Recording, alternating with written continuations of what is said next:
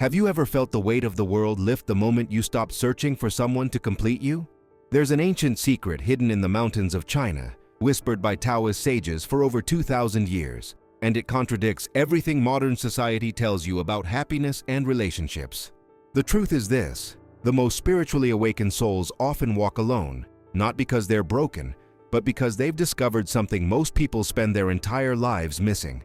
They've found the Tao within themselves. Let me share something that changed everything for me. In the year 369 BCE, during the Warring States period, a philosopher named Zhuangzi sat by a river watching a butterfly dance in the wind.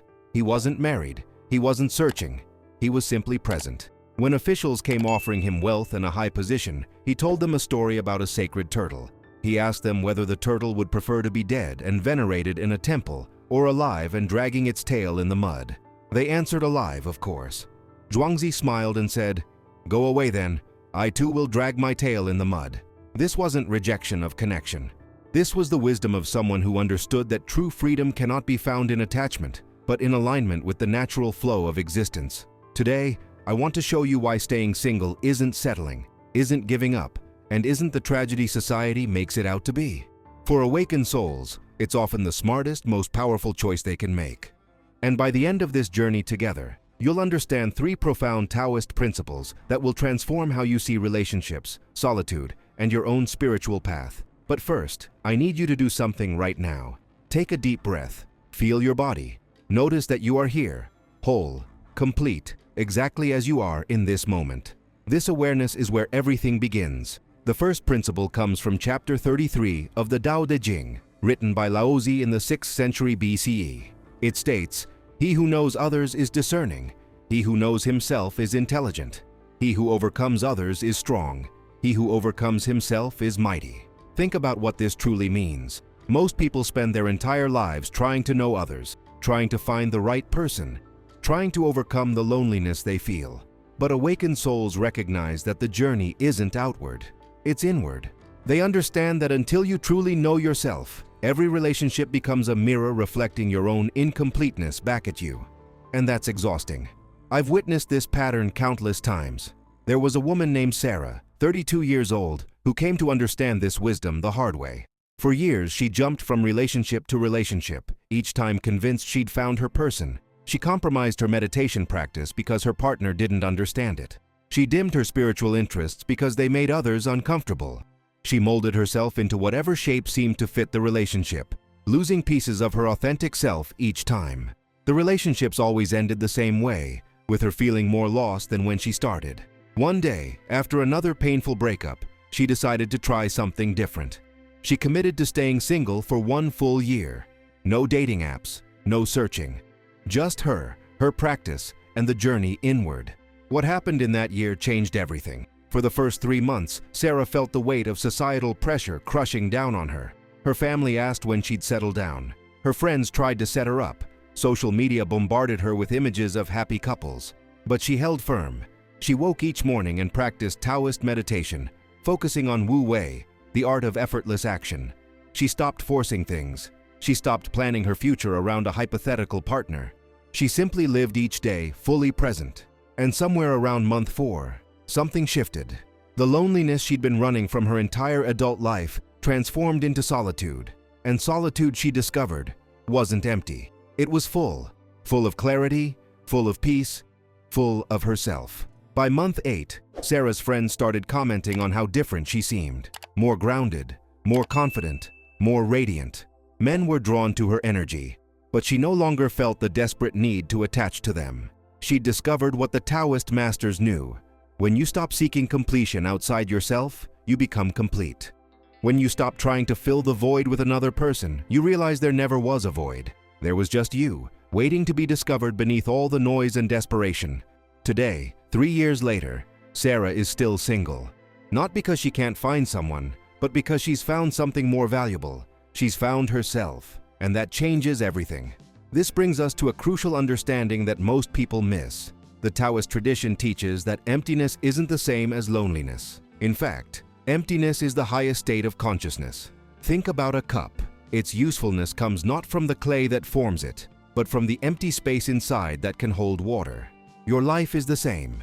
When you fill every moment with distractions, with seeking, with the constant noise of unfulfilled romantic desires, there's no space left for the Tao to flow through you.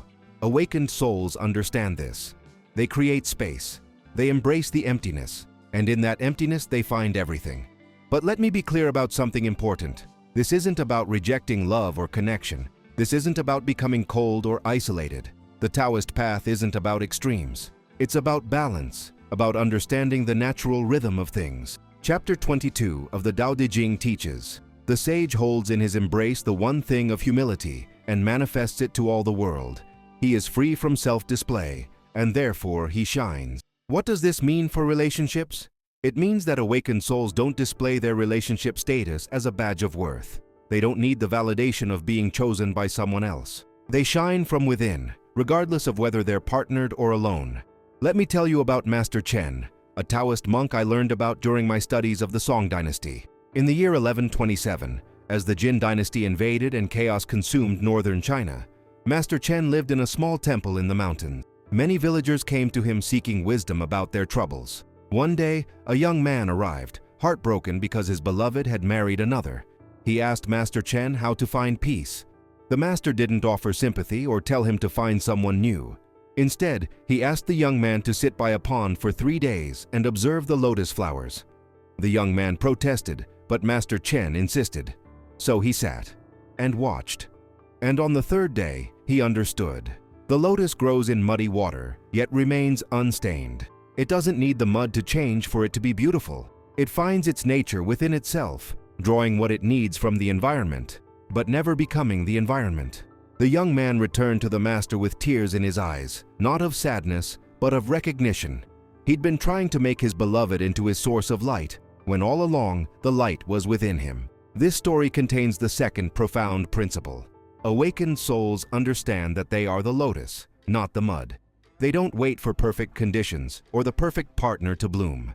They bloom where they are, as they are, because blooming is their nature. This is why staying single can be an act of profound wisdom. It's not waiting for someone. It's not preparing for someone. It's becoming fully who you already are. And here's the beautiful paradox. When you become fully yourself, completely comfortable in your solitude, you're finally capable of genuine connection. Not connection born from need or fear or incompleteness, but connection born from overflow. Two whole beings choosing each other, not because they need each other, but because they enhance each other. Now, I want you to try something with me. Right now, close your eyes for a moment after you hear this instruction. Place your hand on your heart. Feel it beating. That heart has been beating since before you met anyone you've ever loved. It beat before your first crush, before your first kiss, before your first heartbreak. It beats now, regardless of your relationship status. This is your foundation. This constant, faithful rhythm that asks nothing of you except to be alive. The Taoist masters call this your original nature, your connection to the Tao. It existed before society told you that you needed someone to complete you. It will exist long after you stop believing that lie. Feel it now. This is what it feels like to be whole. The pressure to couple up, to find your person, to not die alone. These aren't natural human concerns. They're cultural constructs that have been amplified in our modern age to unprecedented levels. Think about it. You can't scroll through social media for 5 minutes without seeing engagement announcements, couple photos, relationship goals. Dating apps have turned connection into a commodity, reducing human beings to profiles you swipe left or right on. The message is constant and crushing. If you're single, something is wrong with you. You're not trying hard enough. You're too picky. You're broken. But awakened souls see through this illusion. They recognize it for what it is, a distraction from the real work of spiritual development. In ancient Taoist tradition, many of the greatest sages spent years, sometimes decades, in solitude.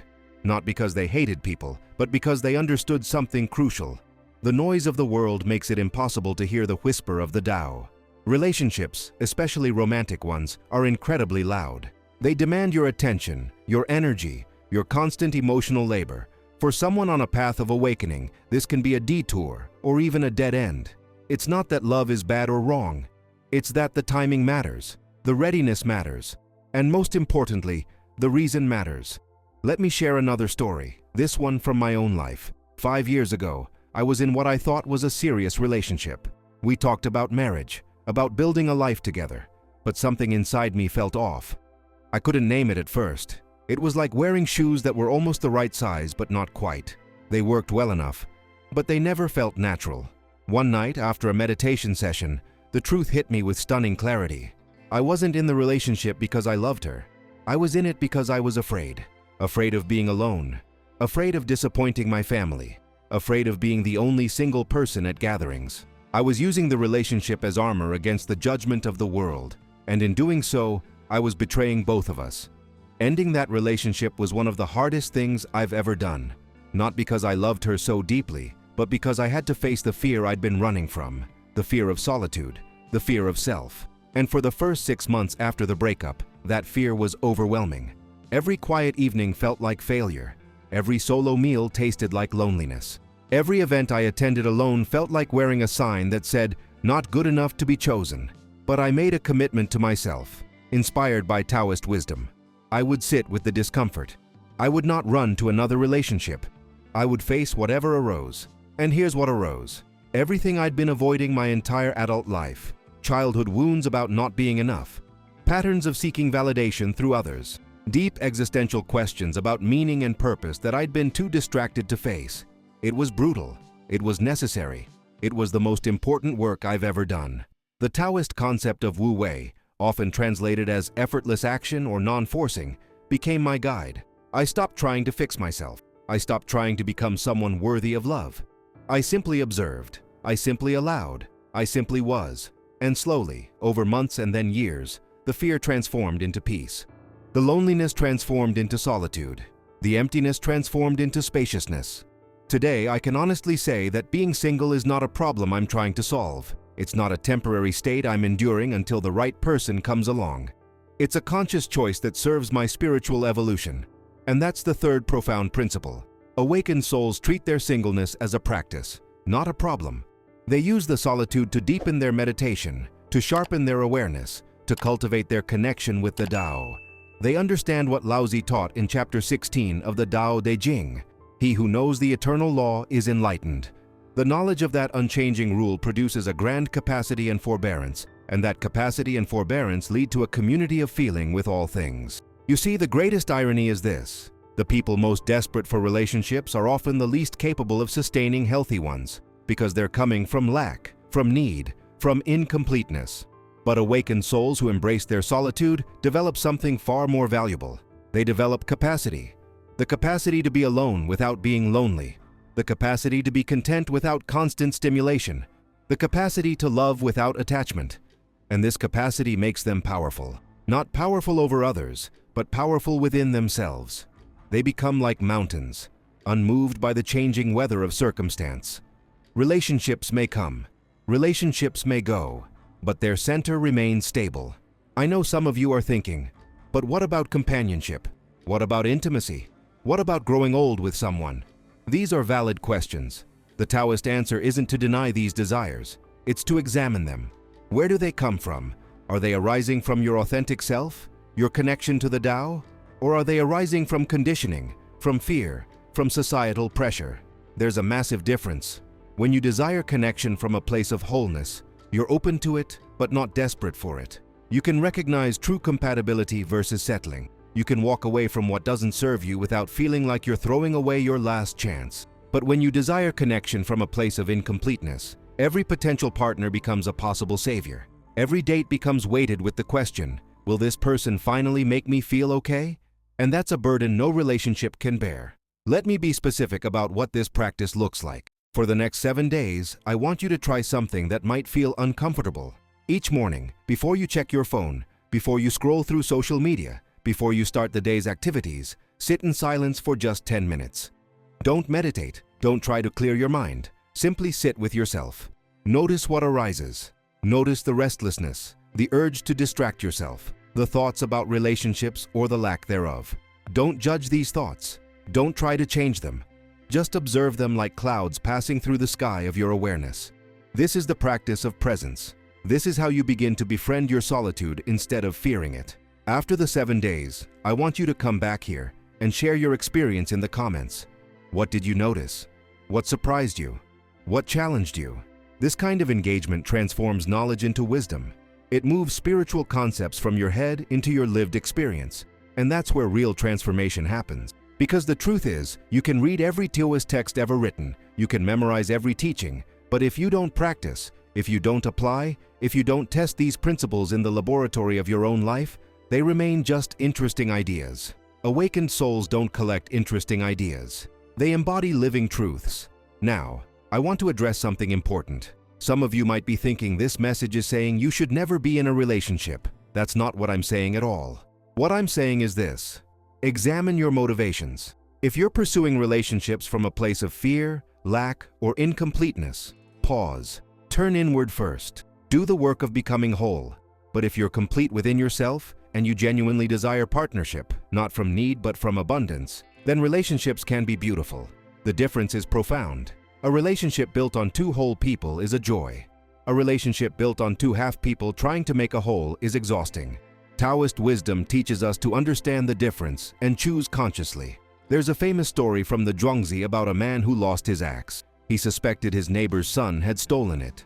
For days he watched the boy, and everything about him looked like the guilty walk, the guilty face, the guilty mannerisms of someone who'd stolen an axe. Then one day, the man was digging in his field and found his axe right where he'd left it. The next time he saw his neighbor's son, nothing about the boy seemed suspicious anymore. This story teaches us about projection. When we're incomplete, we project our incompleteness onto the world and see it everywhere. We see threats in other people's happiness. We see reminders of our inadequacy in every couple we pass on the street. We interpret our singleness as evidence of something wrong with us. But when we're whole, when we've found our center, we see clearly. We don't need the world to be different for us to be okay. We're already okay. Think about the times you've been most desperate for a relationship. If you're honest, those were probably the times you were most disconnected from yourself. Maybe you'd just gone through a loss. Maybe you were struggling with purpose or direction. Maybe you were trying to escape something painful, and so you reached outward, hoping someone else could fill the gap. But awakened souls know that gaps can't be filled from outside. They can only be filled from within, and even then, they don't need to be filled. They need to be understood, accepted, integrated. This is the deeper work. This is what staying single allows you to do. I want to introduce you to another practical exercise, something you can do tonight. The Taoists call it return to simplicity. Here's how it works. For one evening, remove all distractions. Turn off your phone. Close your laptop. Don't watch TV. Don't read. Just be in your space. Cook a simple meal. Eat it slowly, tasting each bite. Wash your dishes mindfully. Sit with a cup of tea. Feel the warmth of the cup in your hands. Look out the window at the sky. Notice the quality of light. Notice how your body feels. Notice your breath. This might sound boring. It might even sound painful. But that resistance you feel, that's exactly what needs to be examined. If you can't be alone with yourself for one evening without distraction, how can you possibly be present in a relationship? You'll just be using the other person as a more sophisticated form of distraction. After you complete this evening of simplicity, I want you to journal about it. Write down what you noticed, what feelings arose, what insights emerged. What did you learn about your relationship with solitude? Share one discovery in the comments below, even if it's uncomfortable. This is how we build a community of awakened souls who support each other's growth. Because the path of awakening can feel lonely, especially in a world that doesn't understand it. But you're not alone. There are thousands of us walking this path, choosing consciousness over convention, choosing wholeness over hollow connection. There's a concept in Taoism called original nature, or uncarved block. Before society shapes us, before culture conditions us, before trauma wounds us, we exist in a state of natural completeness. A newborn baby doesn't feel incomplete. A young child doesn't worry about dying alone. These concerns are learned. They're carved into us over time. The work of awakening is the work of returning to that original nature, that uncarved block. It's not about becoming someone new. It's about unbecoming everything that isn't truly you. And relationships, especially codependent or fear-based ones, add more carvings, more conditions, more distortions to your original nature. But solitude, approached consciously, allows you to chip away at those false additions. It allows you to return to what you've always been. Whole, complete, enough. The pressure will come. Your family will ask questions. Your friends will express concern. Society will send countless messages that you're somehow failing at life by being single. In these moments, remember Master Chen and the Lotus. You don't need the mud to change for you to bloom. You bloom because blooming is your nature. Their concern is their conditioning speaking, not wisdom. Their discomfort with your choice reveals their own unexamined relationship with solitude and self. Stay grounded in your knowing. The Tao doesn't judge your relationship status. The Tao simply flows. And when you align with that flow, when you stop forcing, when you embrace what is, you discover a peace that no relationship can give you and no breakup can take away. Let me tell you about the shift that happens when you truly embrace this path. You stop seeing single people as sad or pitiable. You stop seeing couples as having figured something out that you haven't. You recognize that everyone is on their own journey, working with their own karma, learning their own lessons. Some souls need the mirror of relationship to grow. Other souls need the stillness of solitude. Neither is better or worse. Neither is more advanced or more enlightened. They're simply different paths up the same mountain. And the peak of that mountain, it's not finding the perfect partner. It's finding yourself, your true self, your original nature beneath all the layers of conditioning and fear. I've been practicing this path for 5 years now, and I want to be completely honest with you about what it's like. There are still moments of loneliness. There are still Saturday nights when I see couples laughing together and feel a pang of something that might be envy or might be grief. There are still family gatherings where I'm the only one without a +1, and I feel the weight of that difference. But these moments are becoming rarer and less intense. And more importantly, they no longer shake my foundation. I can feel the feeling without needing to fix it or run from it or interpret it as evidence that I'm doing something wrong. I can simply acknowledge, this is loneliness. This is a human feeling. It will pass, like all feelings pass. And it does. What's emerged in place of the constant seeking is something I can only describe as spaciousness. My life has room in it now. Room for deep work, for creative projects, for spiritual practice, for friendships, for service. When you're not spending energy managing a relationship, pursuing a relationship, or recovering from a relationship, you have so much more to give to the world.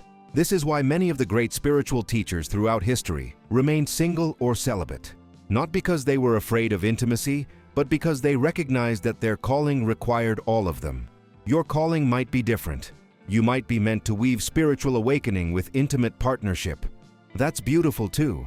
But if you're reading this and feeling the resonance, if something in these words is vibrating with truth in your chest, then maybe your calling requires solitude, at least for this season of your life. The Dao De Jing teaches in chapter 44, "He whose desires are few gets them.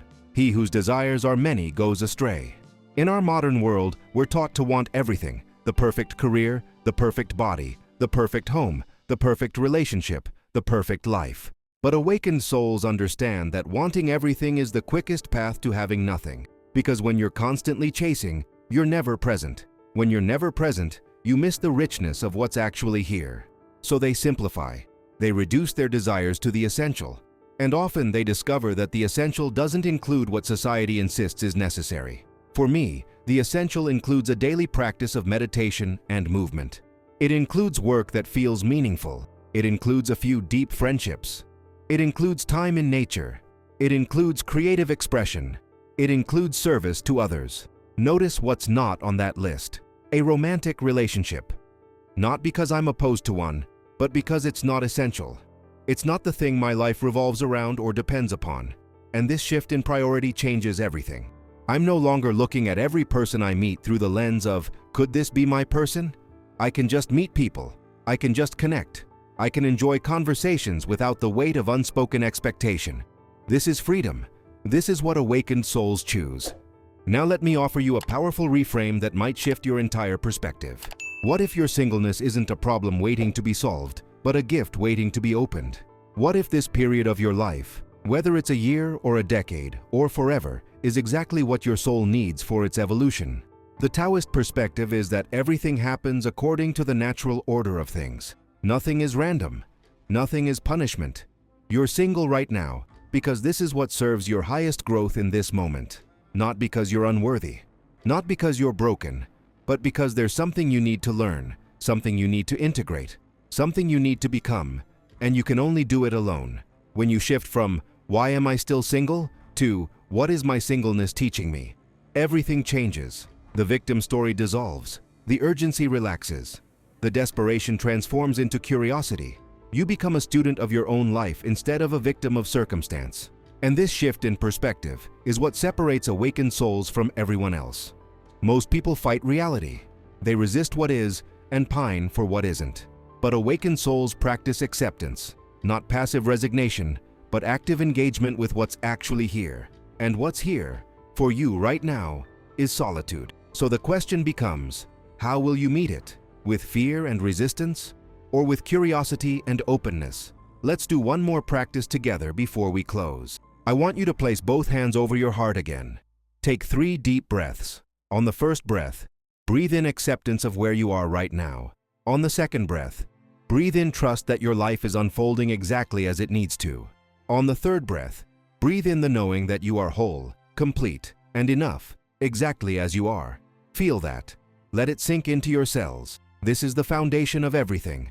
This is what makes staying single not just tolerable, but powerful. When you know, truly know, that you're already whole, everything else becomes optional.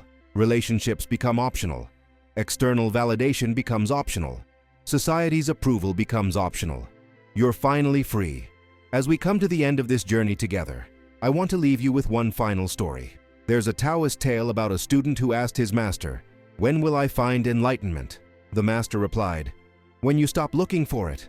The student was confused. "But how can I find it if I stop looking?" The master smiled. "Because that which you seek is that which is seeking. You are already what you're looking for. You've just been too busy searching to notice." This is the secret that awakened souls understand about relationships too. What you're seeking in another person, the love, the acceptance, the sense of being home, you already are. You've just been too distracted by seeking to notice. So here's my invitation to you. For the next 30 days, practice being single on purpose, even if you're actively dating. What I mean is, regardless of your relationship status, practice sourcing your happiness, your peace, your sense of wholeness from within. Don't wait for a text to feel excited. Don't need a compliment to feel attractive. Don't require validation to feel valuable. Source it all from your connection to the Tao, from your practice, from your own awareness of your inherent worth. If you're already in a relationship, this will strengthen it. If you're single, this will transform it from a burden into a blessing. After the 30 days, come back and share what changed. What did you discover? How did your relationship with solitude shift? This is how we grow together, by sharing our truths, our struggles, our breakthroughs. You are not alone in this journey. Across the world, awakened souls are choosing consciousness over convention, choosing depth over distraction, choosing wholeness over hollow connection. We're building a new paradigm, one where singleness isn't viewed as failure, but as a valid, valuable, sometimes necessary path, where solitude isn't loneliness, but richness, where being alone means being all one, complete within yourself. This is the ancient wisdom the Taoist masters knew. This is what they practiced in their mountain temples. And this is what's available to you, right now, regardless of your circumstances. The only question is, will you choose it? Will you have the courage to stop running? Stop seeking? Stop trying to fix what isn't broken? Will you dare to be whole, exactly as you are? I hope you will.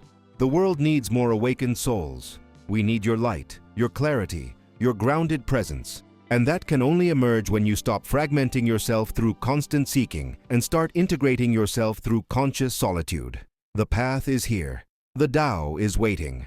All that's left is for you to take the first step inward, toward the wholeness that has been here all along. May your journey be filled with discovery, peace, and the profound recognition of your own completeness. The wisdom of the ages lives in you. It's time to remember.